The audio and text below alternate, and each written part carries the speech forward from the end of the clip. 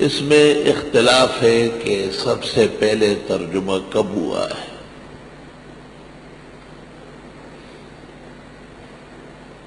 بیشتر مفسرین یہ کہتے ہیں کہ سلمان فارسی نے فارس کے مسلمانوں کے لیے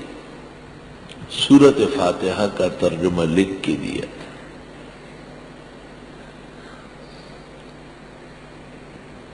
سلمان فارسی رضی اللہ تعالی عنہ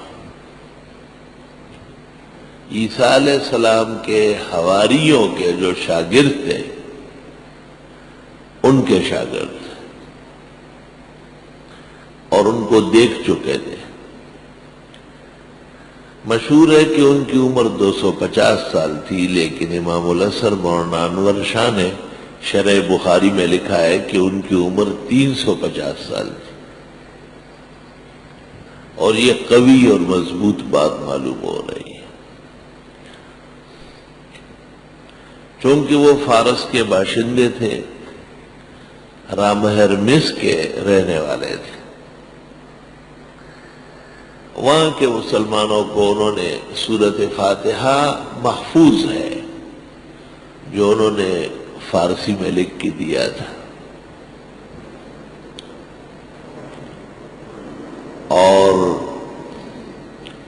بخاری شریف میں ہے کہ عبداللہ ابن عباس کے پاس ایک شاگرد تھا فارس کا،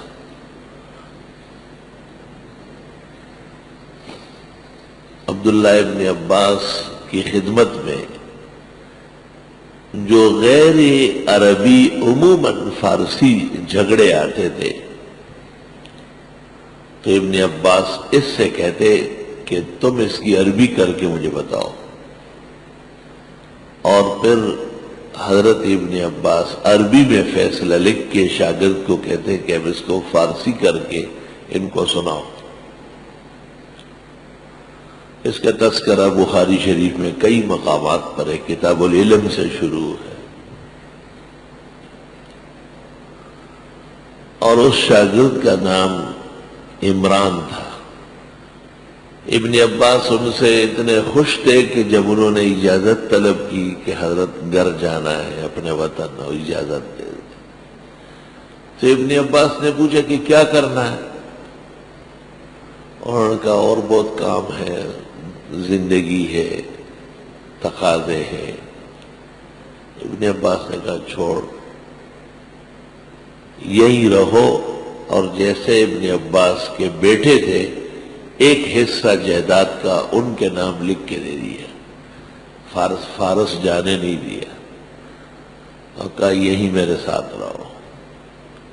بخاری میں ایک جگہ ہے کہ عبداللہ ابن عباس جس مسند پر بیٹھتے تھے ان کو بھی ساتھ بٹھاتے تھے، اتنا التصاق شدید تھا۔